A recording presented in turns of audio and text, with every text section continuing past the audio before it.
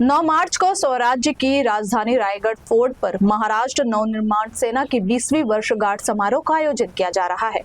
इस समारोह के लिए महाराष्ट्र नवनिर्माण सेना के अध्यक्ष राज ठाकरे, उनकी पत्नी शर्मिला ठाकरे, बेटे अमित ठाकरे समेत पार्टी के कई नेता और पदाधिकारी 8 मार्च की शाम से ही महाड़ के होटल विसावा पहुंचे थे और आज उन्होंने रायगढ़ किले पर पहुंचकर छत्रपति शिवाजी महाराज को नमन किया। इसके बाद वे फिर से किले से नीचे उतरे और किले की तलहटी में मनसे की सालगिरह मनाई। राज ठाकरे ने खुद फॉर्म भरकर किले रायगढ़ से सदस्यता नोंदणी की शुरुआत की। मला कल्पना इथे गरम खूप होतंय। दरवर्षी आपण वर्धापन दिन एखाद्या हॉलमध्ये साजरा करतो, तिकडे सगळे तुम्ही येता।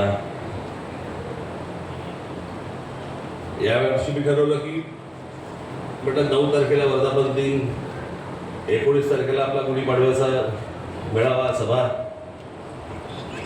म्हटलं 9ला पण बोला, 19ला पण बोला, म्हटलं जे काय बोलायचं ते एकदा 19 तारखेलाच बोलून टाकू।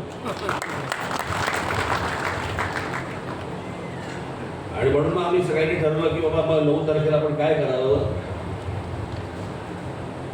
तर पक्ष सदस्य नोंदणी ही बरेच दिवसापासून आपली काही चालू होती। म्हटलं आपण 9 तारखेला वर्धापन दिनाला पक्ष सदस्य नोंदणी आपण सुरू करू।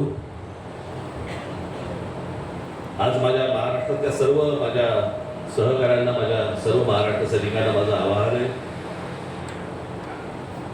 जिथे जिथे मंडळीच्या जागा असतील, अनेक लोक आहेत ज्यांना आपल्या पक्षाचं सदस्य व्हायचे, नुसतं सदस्य नाही व्हायचे तर त्यांना सक्रिय सदस्य व्हायचे।